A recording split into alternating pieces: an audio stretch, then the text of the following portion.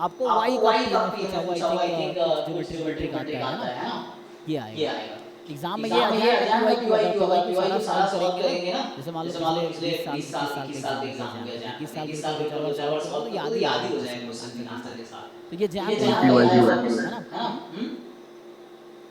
Old PY. हाँ, तो ये उस तरह से है। तो आप यहाँ पे निकालोगे तो एग्जाम में पूछा हुआ है वाई का डिस्ट्रीब्यूशन क्या होगा, तो मे बी वाई शायद यहाँ ज्योमेट्रिक आता है ना, तो सॉल्व करोगे एक्चुअली तो ऐसा कुछ आएगा।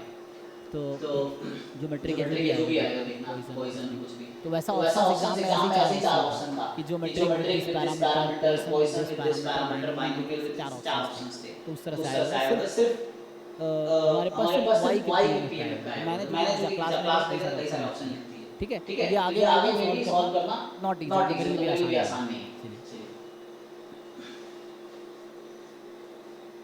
और बताओ।